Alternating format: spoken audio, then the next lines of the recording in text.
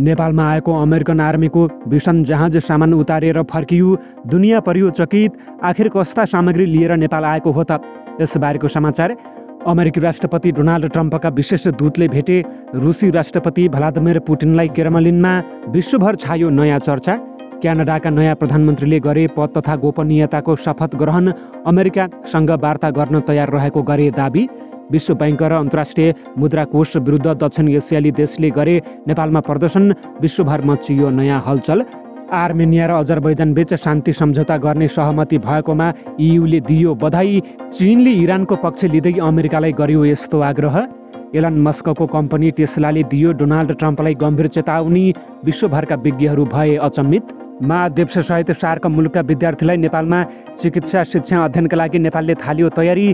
भारतमा पूर्व राष्ट्रपति र पूर्व प्रधानमन्त्रीको सेवा सुविधा र तलब के कस्तो छ त? यसबारेको जानकारी।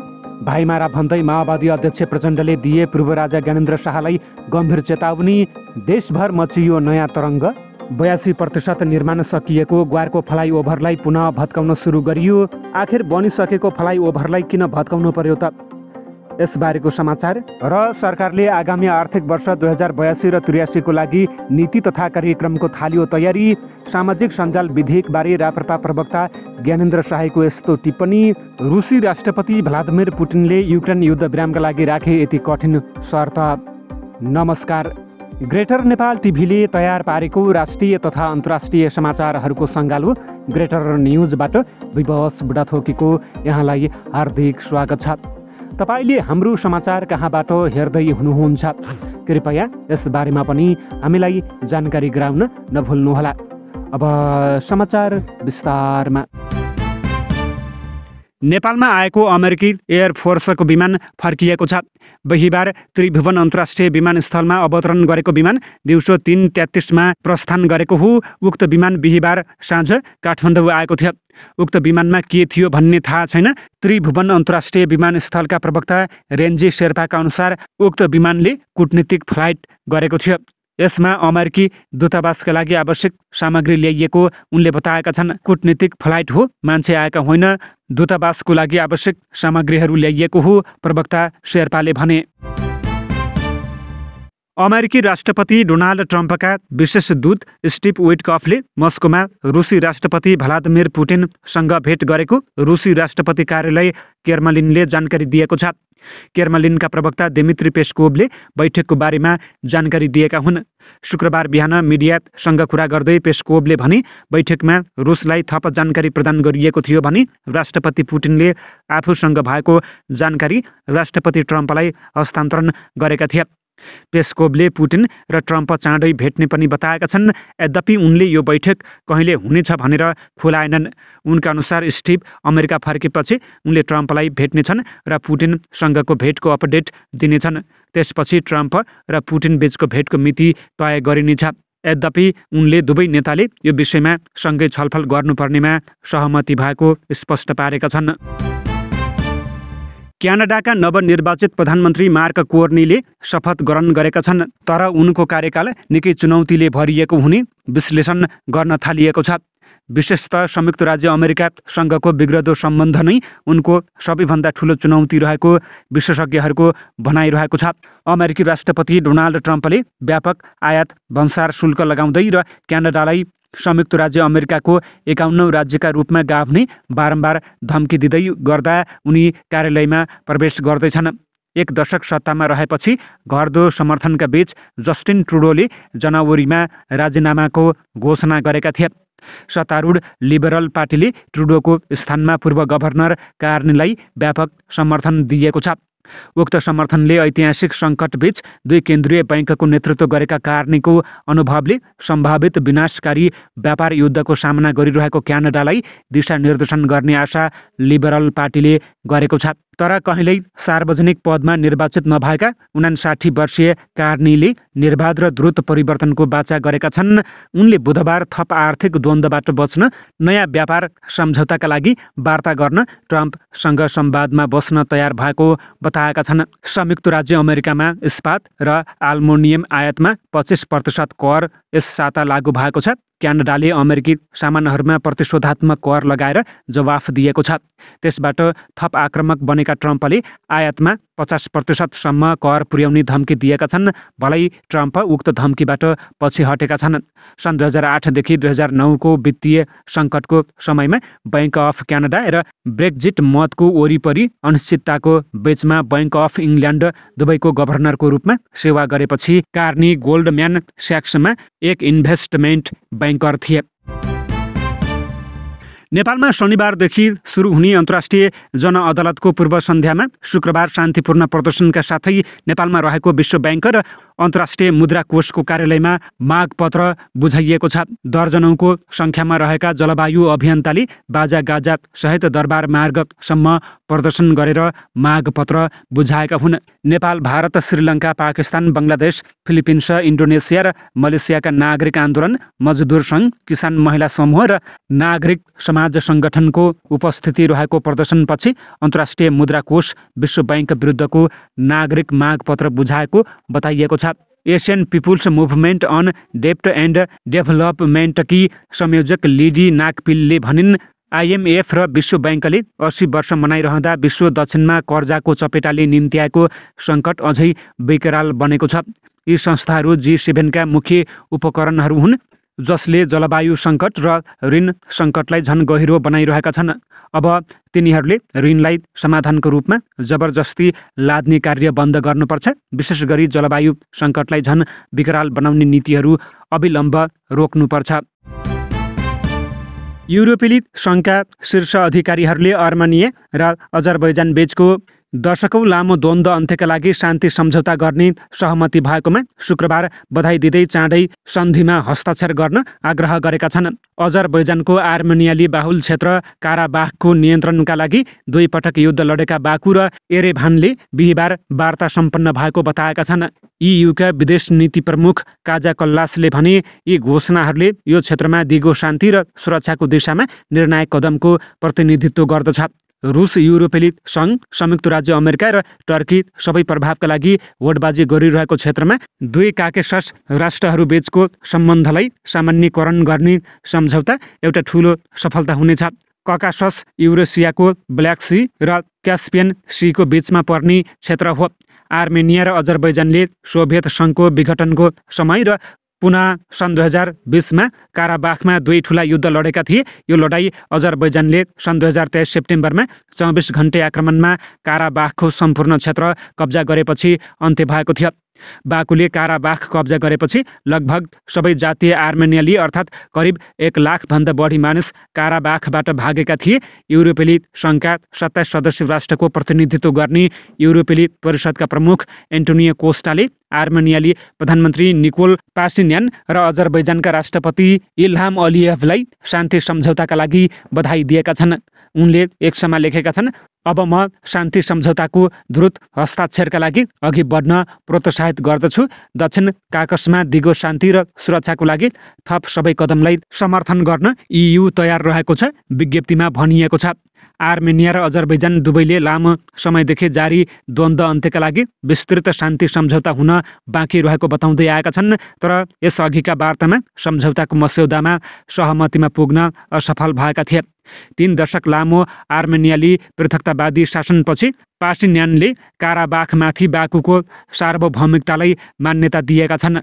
आर्मेनियाले पनि गत वर्ष अजरबैजानलाई दशकौं अघि कब्जामा लिएका 4वटा सीमावर्ती गाउँ फिर्ता गरेको थियो। द्वन्द्वलाई लिएर उत्पन्न तनावले आर्मेनिया र रुसबीच दरार पनि निम्त्याएको छ। एरेभानले आफ्नो सहयोगीले यसलाई समर्थन गर्न पर्याप्त कदम नचालेको आरोप लगाएका छन्। त्यसपछि एरेभान पश्चिमसँग नजिकिएका छन् र EUमा सामेल हुने इच्छा व्यक्त गरेका छन्। चीनले तेहरानको आणविक कार्यक्रमबारे लामो समयदेखि रोकिएको वार्ता पुनः सुरु गर्ने आशाका साथ शुक्रबार इरान र रुसका कूटनीतिज्ञसँग छलफल सुरु गर्नुअघि इरानमाथिको अवैध प्रतिबन्ध अन्त्य गर्न अमेरिकालाई आग्रह गरेको छ। सन् 2015 मा अमेरिकी राष्ट्रपति डोनाल्ड ट्रम्पको पहिलो कार्यकालमा तेहरानको आणविक विकासमा प्रतिबन्ध लगाउने ऐतिहासिक सम्झौताबाट अमेरिका पछि हटेको थियो।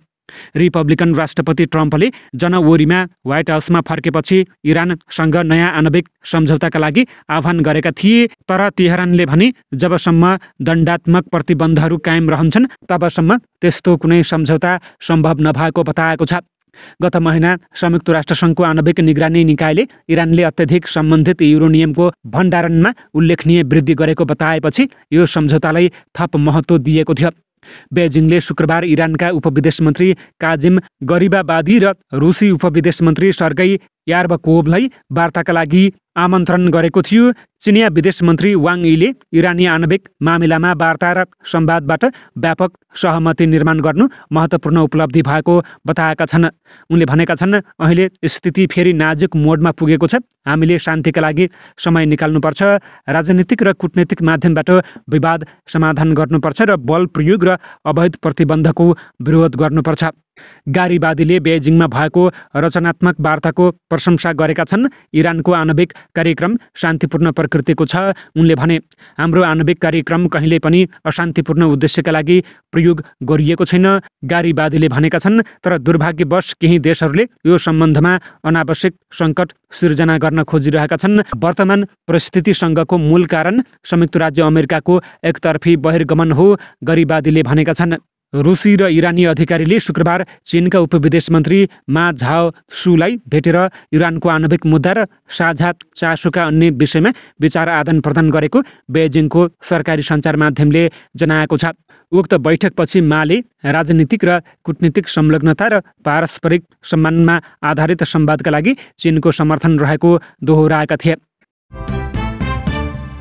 विश्वकै धनी व्यक्ति एलन मस्कको कम्पनी टेस्लाले अमेरिकी सरकारलाई चेतावनी दिएको छ। राष्ट्रपति डोनाल्ड ट्रम्पले सुरु गरेको भन्सार युद्धका कारण आफू लगायत अरू अमेरिकी निर्यातक कम्पनीहरू प्रतिशोधात्मक भन्सारको निशाना र जोखिममा पर्ने चेतावनी टेस्लाले दिएको हो। समाचार संस्था रोइटर्सका अनुसार टेस्लाले अमेरिकी व्यापार प्रतिनिधिको कार्यालयलाई मङ्गलबार पत्र लेख्दै यस्तो बताएको हो। टेस्लाको लेटर हेडमा लेखिएको र कार्यालयको वेबसाइटमा राखिएको उक्त पत्रमा कसैको पनि हस्ताक्षर छैन। त्यसैले यो पत्र कम्पनीका तर्फबाट कसले जारी गरेको हो भन्ने अहिलेसम्म खुलेको छैन। टेस्ला बाहेक अरू निर्यातक कम्पनीहरूले पनि अमेरिकी व्यापार नीतिबारे काम गर्ने उक्त कार्यालयलाई सही पत्र पठाएका छन्। ट्रम्पसँग निकट रहेर उनका हरेक कदमको समर्थन गरिरहेका मस्कको कम्पनीले ट्रम्पका कारण नोक्सान हुने भन्दै आधिकारिक पत्र लेख्दा विज्ञहरूले अचम्म मानेका छन्। ट्रम्पसँग मस्कको निकटताका कारण टेस्लालाई आर्थिक नोक्सानी हुन थालेपछि सो पत्र लेखिएको हो। ट्रम्प प्रशासनले व्यापार समस्या समाधान गर्ने प्रयास गर्दा अनजानमा अमेरिकी कम्पनीहरूलाई नै हानि नपुगोस् भनेर सुनिश्चित गर्नुपर्ने टेस्लाले लेखेको छ। पहिले व्यापार विवादहरूमा सामना गरे जस्तो प्रतिशोधबाट बच्न खोजेको पनि जनाएको छ। ट्रम्पले आगामी अप्रिलको सुरुमा विश्वभरि बनाइएका सवारी साधन र पाटपूर्जामा उल्लेखनीय भन्सार लगाउने विचार गरिरहेका छन्। पाटपूर्जाहरू स्थानीय स्तरमै बनाउन आक्रामक कदम चाले पनि केही पाटपूर्जा बनाउन गाह्रो वा असम्भव भएको पनि टेस्लाले जनाएको छ। टेस्लाको बिक्री घटेपछि ट्रम्पले सो कम्पनीको व्यापार उकास्न एउटा गाडी किनेर विज्ञापन गर्नु परेका बेला टेस्लाले यो पत्र लेखेको हो। मस्कले आफ्नो समर्थन गरेका कारण उनलाई आर्थिक नोक्सानी भएकाले टेस्लाको विज्ञापनका लागि ट्रम्पले सो गाडी किनेका हुन्। मङ्गलबार व्हाइट हाउसमा मस्कको उपस्थितिमा आयोजित एक कार्यक्रममा उनले रातो एस मोडल टेस्ला मन परेको बताएका थिए। बहालवाला अमेरिकी राष्ट्रपतिले कुनै पनि कम्पनी वा वस्तुको विज्ञापन गर्दैनन्। अमेरिकामा कार्यकारी अङ्गका अधिकारीहरूले विज्ञापन गर्न नपाउने नियम नै छ। राष्ट्रपतिको हकमा भने त्यस्तो कुनै नियम छैन, तर पनि राष्ट्रपतिले विज्ञापन नगर्ने घोषित नियम जस्तै रहेको छ। ट्रम्पले राष्ट्रपति निवासमा खुलियाम आफूलाई सबैभन्दा धेरै चन्दा दिने मस्कको कम्पनीको प्रचार गरेका छन्। मालदिप्स सहित सार्क राष्ट्रका विद्यार्थीलाई नेपालमा चिकित्सा शिक्षा अध्ययन गराउनको लागि तयारी स्वरूप स्वास्थ्य तथा जनसङ्ख्या मन्त्री प्रदीप पौडेलले संयुक्त समिति गठन गरेका छन्। इन्डोनेसियामा क्षेत्रीय स्वास्थ्य सम्मेलनमा सहभागी भएका बेला स्वास्थ्य तथा जनसङ्ख्या मन्त्री प्रदीप पौडेल र मालदिप्सका स्वास्थ्य मन्त्री अब्दुल्ला खलिलबीच गत असोज पहिलो साता त्यहाँका विद्यार्थीलाई नेपालमा चिकित्सा शिक्षा अध्ययन गराउने विषयमा कुराकानी भएको थियो। मालदिप्सले नेपालले वातावरण बनाएमा विद्यार्थी अध्ययन गर्न पठाउने बताएपछि मन्त्री पौडेलले नेपाल मेडिकल काउन्सिललाई चिकित्सा शिक्षाको द्विपक्षीय मान्यता तथा प्रवर्धनका उपायबारे सुझाव दिन आग्रह गरेका थिए। सोही अनुसार काउन्सिलले दुवै देशको मापदण्डका आधारमा द्विपक्षीय सम्झौता पश्चात विद्यार्थीलाई चिकित्सा शिक्षा अध्ययन गराउन सकिने आशयको प्रतिवेदन दिएको थियो। सोही आधारमा मालदिप्ससँग द्विपक्षीय सम्झौता गर्ने गरी तयारी गर्न मन्त्री पौडेलले नेपाल मेडिकल काउन्सिलका अध्यक्ष प्राध्यापक डाक्टर चोपलाल भुषाल संयोजक रहेको 7 सदस्यीय समिति गठन गरेका हुन्। नेपालमा कम्तीमा सार्क राष्ट्रका विद्यार्थीहरूलाई चिकित्सा शिक्षा अध्ययन गराउने वातावरण बनाउन हामी प्रयत्नरत रहेका छौँ। उनले भने मालदिप्सबाट सकारात्मक थालनी गर्ने योजना रहेको छ। समितिमा मन्त्रालयको नीति योजना तथा अनुगमन महाशाखा र गुणस्तर मापन तथा नियमन महाशाखाका प्रमुख सदस्य रहेका छन्। यसैगरी नेपाल मेडिकल काउन्सिलका रजिस्ट्रार, चिकित्सा शिक्षा आयोगका निर्देशक तथा सदस्य सचिव सदस्य रहने समितिमा चिकित्सा सेवा शिक्षा तथा अनुसन्धान शाखाका अधिकृत सदस्य सचिव रहने गरी तोकिएको छ। समितिले दुवै देशमा अवस्थित चिकित्सा शिक्षा मापदण्ड र मान्यताबारे विस्तृत समीक्षा गर्नेछ। नेपालमा अहिले पूर्व विशिष्टहरूलाई दिने सेवा सुविधाको बहस चुलिएको छ। के दिनु सही र के दिनु गलत भन्ने सवाल मास मिडिया र सोसल मिडियामा चर्चा रहेको छ। यसै मेसोमा यो सामग्रीमा नेपालको छिमेकी भारतका अवकाश प्राप्त पूर्व राष्ट्रपति तथा पूर्व प्रधानमन्त्रीहरूलाई दिइने सेवा सुविधाको चर्चा गरिएको छ। भारतका पछिल्लो समयमा अवकाश पाएका राष्ट्रपति हुन् रामनाथ कोविन्द।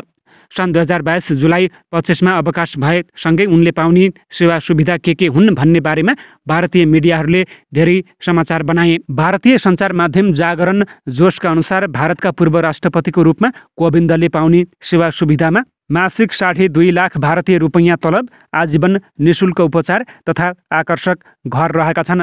यति मात्र होइन, भारतभरमा जल, स्थल र हवाई जहाजबाट यात्रा गरे तापनि निशुल्क गर्न पाउँछन्।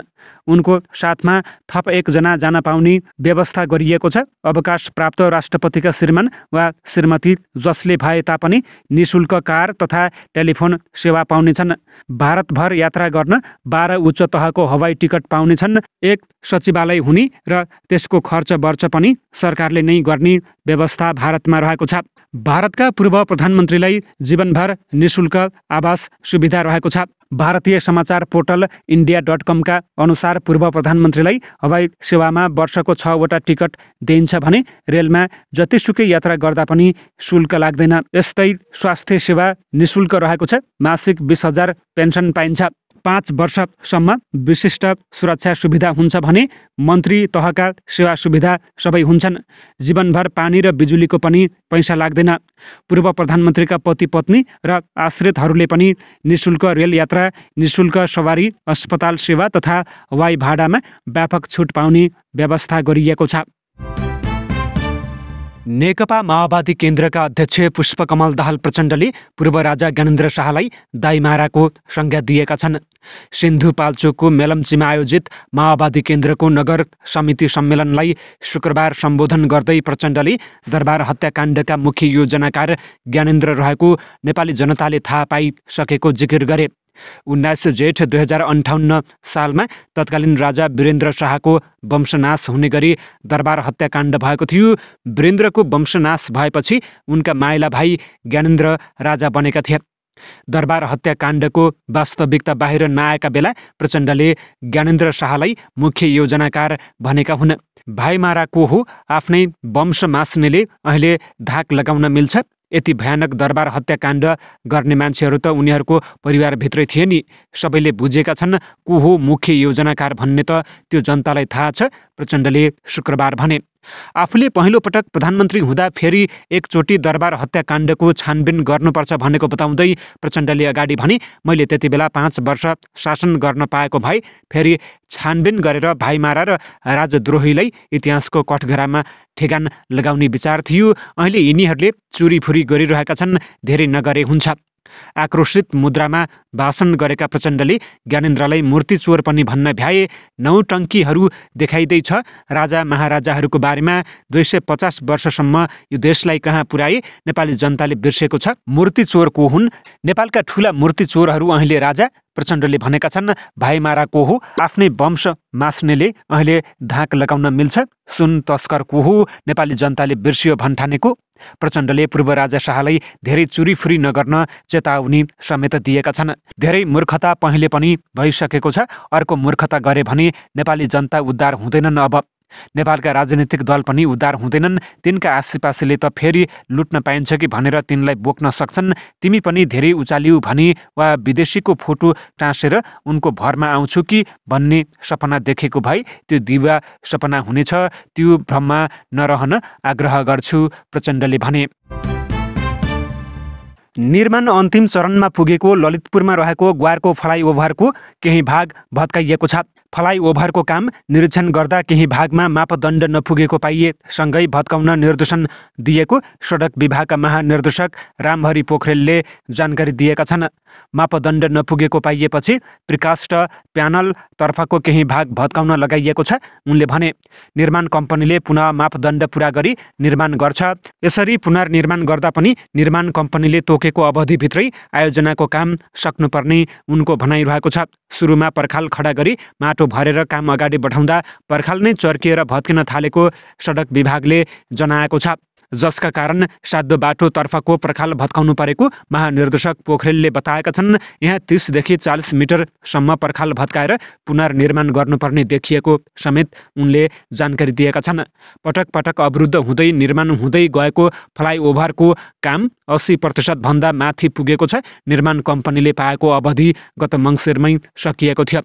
त्यसयता 200 दिन निर्माण कम्पनीले जरिमाना तिरेरै भए पनि निर्माणको बाँकी काम सक्नुपर्ने सम्झौता रहेको छ। जरिमाना लगाउँदा निर्माण पक्षले चैतसम्म काम सक्ने अनुमान गरिएको थियो, तर पुनर्निर्माण समेत गर्नुपर्ने भएसँगै यो अवधि लम्बिनी भएको छ। यो आयोजनाको सुरुवाती अवधि भने फागुन 2080 सम्म रहेको थियो। आयोजना आशिष समानान्तर रेलिगेसन जेभीले बनाइरहेको छ। यसअघि सडक विभागको गुणस्तर अनुसन्धान तथा विकास केन्द्रले पटक पटक परीक्षण गरेर दुःख दिएको भन्दै निर्माण कम्पनीले केही समय काम समेत रोकेको थियो। तर केन्द्रको अनुगमन परीक्षण र निर्माण कम्पनीको दाबी बीच पर्खाल चर्किन थालेसँगै फ्लाइओभरको केही भाग भत्काउनु परेको हो। Engineering procurement and construction EPC मोडेलमा यो आयोजनाको ठेक्का लागेको हो, जसमा डिजाइनदेखि निर्माणसम्मको काम पर्छ। सरकारले आगामी आर्थिक वर्ष 2082 र 83 को नीति तथा कार्यक्रम तयारी थालेको छ। नेपाल सरकारको वार्षिक नीति तथा कार्यक्रमलाई राष्ट्रपतिले सङ्घीय संसदको संयुक्त बैठकमा प्रस्तुत गर्ने व्यवस्था रहेको छ। आगामी आर्थिक वर्षको नीति तथा कार्यक्रमका लागि मन्त्रालयहरूले आफ्ना कार्यक्रम तथा योजना बनाइरहेको अर्थ मन्त्रालयले जनाएको छ। सोही क्रममा अर्थ मन्त्रालयले समेत नीति तथा कार्यक्रमको गृह कार्य थालेको जनाएको छ। अर्थले कोरेको प्रारम्भिक खाका अनुसार अनौपचारिक क्षेत्रका आर्थिक गतिविधि औपचारिकीकरण गर्न अर्थतन्त्रमा अनौपचारिक क्षेत्रको हिस्सा घटाउँदै लैजाने कार्यक्रम प्रस्ताव गर्ने जनाइएको छ, जस अनुसार अनौपचारिक अर्थतन्त्र औपचारिकीकरण गर्ने सम्बन्धमा विस्तृत अध्ययन गर्ने उल्लेख रहेको छ। अर्थ मन्त्रालयले 1 वर्षभित्र नेपाललाई सम्पत्ति शुद्धिकरणको ग्रे लिस्टबाट बाहिर ल्याउने गरी कार्यविधि तर्जुमा र कार्यान्वयन गर्ने प्रस्ताव सहित आगामी आर्थिक वर्षको नीति तथा कार्यक्रमको तयारी गरेको हो। कार्ययोजनाको प्रभावकारी कार्यान्वयन गरी ग्रे लिस्टबाट बाहिर ल्याउने तयारी अर्थको रहेको छ। अर्थले 3 तहका सरकार, सङ्घ, प्रदेश र स्थानीय तहको आर्थिक क्रियाकलापलाई दिशा निर्देशन गर्न छाता नीतिका रूपमा सङ्घीय आर्थिक नीति तर्जुमा गर्ने प्रस्ताव समेत गर्ने भएको छ। चैत 2082 सम्म यस्तो नीति तर्जुमा गरिसक्ने उल्लेख रहेको छ। प्रस्तावित नीति तथा कार्यक्रम अनुसार मौद्रिक नीति र वित्त नीतिबीच सामञ्जस्य कायम गर्न विशेषज्ञ सम्मिलित एक थिङ्क ट्याङ्क गठन गरिनेछ। यसलाई साउन 2082 भित्र गठन गरिसक्ने समयसीमा राखिएको छ। राष्ट्रिय बचत नीति तर्जुमा गर्ने पनि प्रस्तावमा उल्लेख रहेको छ। घर परिवार र व्यावसायिक क्षेत्रको बचतलाई प्रोत्साहन गरी कुल गृहस्थ बचत अभिवृद्धि गर्दै लगानीयोग्य पुँजीको सुनिश्चितताका लागि राष्ट्रिय बचत नीति तर्जुमा गर्ने प्रस्ताव समेत अर्थले राखेको छ। राष्ट्रिय प्रजातन्त्र पार्टीका प्रवक्ता ज्ञानेन्द्र शाहीले सामाजिक सञ्जाल सम्बन्धी विधेयक हरेक कुरालाई नियन्त्रण गर्ने र जसरी भए पनि अभिव्यक्ति स्वतन्त्रतालाई बन्द गर्ने भन्ने उद्देश्यका साथ आएको बताएका छन्। शुक्रबार काठमाडौँमा आयोजित मिडिया नेपालको 9औं वार्षिक उत्सव समारोहमा बोल्दै उनले यो विधेयक जस्ताको तस्तै पास भयो भने स्वतन्त्रता र प्रजातन्त्र पुरै मासिने बताएका छन्। उनले सरकारले स्वतन्त्रता बन्द गर्न खोजेको बताएका छन्। उनले भने सामाजिक सञ्जाल सम्बन्धी जुन विधेयक रहेको छ यो अति खतरनाक रहेको छ। विधेयक जस्ताको त्यस्तै पास भयो भने यो देशमा स्वतन्त्रता र प्रजातन्त्र पुरै मासिन्छ। यो सरकारको युनिटमा छ। यो व्यापक खतरनाक रहेको छ। कुनै पनि मान्छेले लेख्नेदेखि हरेक कुरालाई नियन्त्रण गर्ने र जसरी भए पनि अभिव्यक्ति स्वतन्त्रतालाई बन्द गर्ने भन्ने उद्देश्यका साथ आएको छ। रुसी राष्ट्रपति भ्लादिमिर पुटिनले युक्रेनमा युद्धविरामका लागि आफू तयार रहेको बताउँदै केही कठिन शर्त राखेका छन्। उनका अनुसार विवादको एउटा क्षेत्र कुर्स्क हो, जहाँ युक्रेनले गत वर्ष सैन्य आक्रमण गरी केही भाग कब्जा गरेको थियो। तर रुसले कुर्स्कलाई पूर्ण रूपमा नियन्त्रणमा लिएको र युक्रेनी सेनालाई तितरबितर पारिसकेको पुटिनको भनाइरहेको छ। उनले अगाडि भने युक्रेनलाई कुर्स्कमा 2 विकल्प छन्, कि आत्मसमर्पण गर्ने कि मर्ने। यसअघि युक्रेनले अमेरिकासँगको वार्तामा 30 दिनका लागि युद्धविराम गर्ने योजनामा सहमति जनाएको छ। अब अमेरिका यसमा रुसलाई सहमत गराउन चाहन्छ। यो क्रममा अमेरिकी वार्ता टोली रुस गएको पनि बताइएको छ। बिहिबार मस्कोमा आयोजित पत्रकार सम्मेलनमा राष्ट्रपति पुटिनले युद्धविरामबारे भने यो विचार सही रहेको छ। हामी यसलाई समर्थन गर्छौँ, तर त्यहाँ केही प्रश्न रहेका छन् जुन हामीले छलफल गर्न अति आवश्यक रहेको छ। पुटिनले थपे, हामीले हाम्रा अमेरिकी सहयोगीहरूसँग वार्ता गर्नुपर्छ। सायद म डोनाल्ड ट्रम्पसँग कुरा गर्नेछु। यसैबीच युक्रेनका राष्ट्रपति भलोदिमिर जेलेन्स्कीले राष्ट्रपति पुटिनको योजनालाई षड्यन्त्रपूर्ण भनेका छन्। उनले रुस विरुद्ध थप प्रतिबन्ध लगाउन माग गरेका छन्। अमेरिकाले रुस विरुद्ध तेल, ग्यास र बैंकिङ क्षेत्रमा थप प्रतिबन्ध लगाएको छ। अवस्था यिनै खबरसँगै ग्रेटर नेपाल टिभीले तयार पारेको राष्ट्रिय तथा अन्तर्राष्ट्रिय समाचारहरूको सङ्गालो ग्रेटर न्युजको समय सकिएको छ। यतिन्जेलसम्म हेरेर साथ दिने तपाईँ सम्पूर्ण दर्शकवृन्दलाई धेरै धेरै धन्यवाद भन्दै प्रत्येक पलका ताजा अपडेटको साथमा हामी तपाईँकै माझमा रहने बाचा गर्दै अहिलेको खबरबाट विवश बुढाथोकीलाई पनि आज्ञा दिनुहोस्। नमस्कार।